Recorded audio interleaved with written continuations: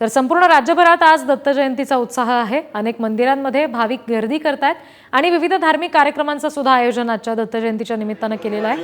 ही दृश्य आपण बघतोय मुंबई, पुणे, ठाणे, खेड आणि शिर्डी या ठिकाणची। सगळ्याच मंदिरांमध्ये आज आकर्षक अशी फुलांची सजावट आहे। विद्युत रोषणाईनं मंदिरं सजलेली आहेत आणि अगदी पहाटेपासूनच दत्त मंदिरामध्ये दर्शनासाठी भाविकांची सुद्धा रीघ लागते।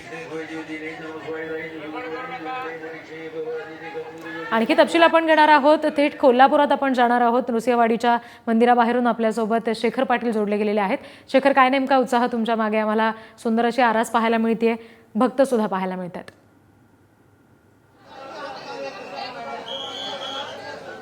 रिद्धी, अगदी बरोबर आहे। आज दत्त जयंतीनिमित्त सर्वत्र उत्साहाचं वातावरण आहे आणि कोल्हापूरमधलं श्री क्षेत्र नृसिंहवाडी या ठिकाणी दत्त महाराजांच्या दर्शनासाठी लाखो भाविक आलेत आणि त्यांचीच दृश्य सुरुवातीला मी दाखवतो। ही गर्दी जी आहे ती दरवर्षीच मोठ्या प्रमाणात होत असते आणि आता देखील या ठिकाणी ही गर्दी सुरू असल्याचं पाहायला मिळते। त्यामुळं दत्त महाराजांचं दर्शन घेतल्यानंतर खऱ्या अर्थानं या ठिकाणून प्रसन्न वातावरणात सर्वजण जे आहेत ते आपापल्या घरी परतत असतात। मात्र आपण ही कोल्हापुरातल्या नृसिंहवाडी दत्त मंदिरातील दृश्य पाहतोय।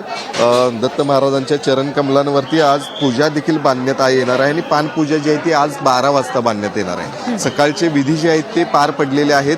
ज्या ठिकाणी सकाळीच काकडा आरती जी आहे ती या ठिकाणी होत असते आणि त्या काकडा आरतीनंतरची विविध पूजा ज्या आहेत त्या आज दिवसभर पार पडणार आहेत। अभिषेक देखील दुपारी 12 वाजेपर्यंत या ठिकाणी असणार आहे।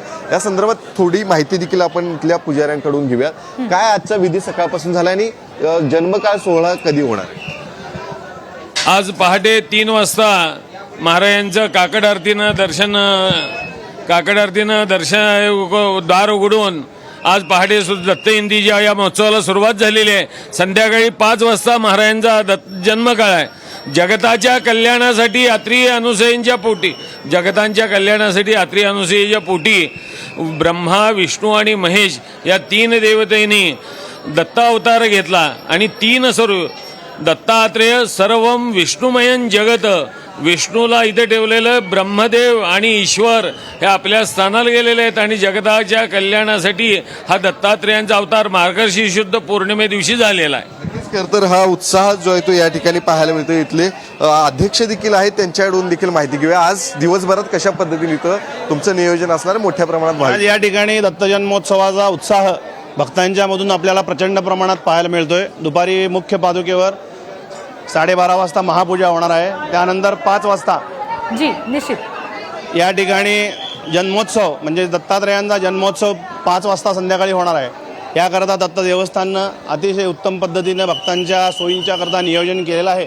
याचा सर्व भक्त मंडळींनी दत्त भक्तांनी या ठिकाणी लाभ घ्यायचा आहे। महाप्रसादाची व्यवस्था आहे, सुलभ दर्शन व्यवस्था आहे, स्वच्छता। एकंदरीत नृसिंहवाडीला सुद्धा भाविकांची ही मोठी गर्दी पाहायला मिळते। पुढारी न्यूजच्या सुद्धा प्रेक्षकांना अगदी घर बसल्या हे दर्शन घेता आलं, यासाठी तुमचे सुद्धा खूप खूप धन्यवाद।